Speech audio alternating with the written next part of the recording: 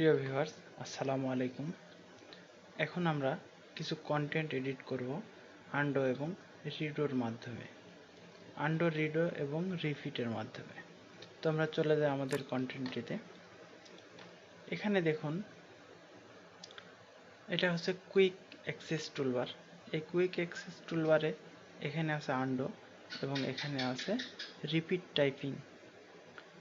এখন আমরা আন্ডো বা রিপিটের মাধ্যমে কি কাজ করব।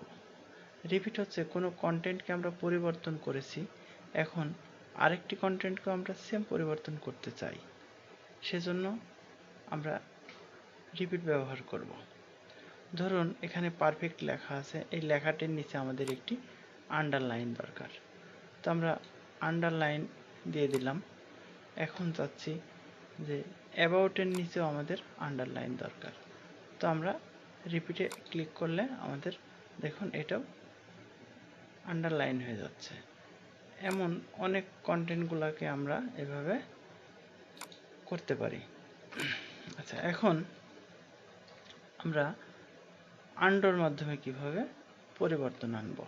অর্থাৎ আমরা লেখাগুলা আন্ডারলাইন করেছি, এখন চাচ্ছি যে আমরা এই আন্ডারলাইনটা আমাদের প্রয়োজন নেই, বা আমরা কোনো কন্টেন্ট ডিলিট করে ফেলেছি, সেগুলো আগের মতো কিভাবে নিয়ে আসব।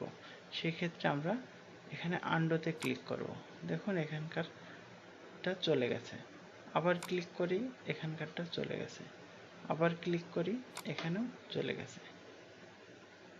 এভাবে অনেক কিছু আমরা আন্ডো এবং রিডোর মাধ্যমে করতে পারি। তো আন্ডো রিডোর কমান্ড কিবোর্ডের মাধ্যমে Ctrl+Z এবং Ctrl+Y। ধরুন আমরা এই লেখাটিকে ডিলিট করে দিয়েছি, কিবোর্ডের মাধ্যমে ডিলিট প্রেস করে ডিলিট করে দিয়েছি। এখন কিবোর্ডের মাধ্যমে Ctrl+Z ব্যবহার করলে লেখাটি চলে আসবে।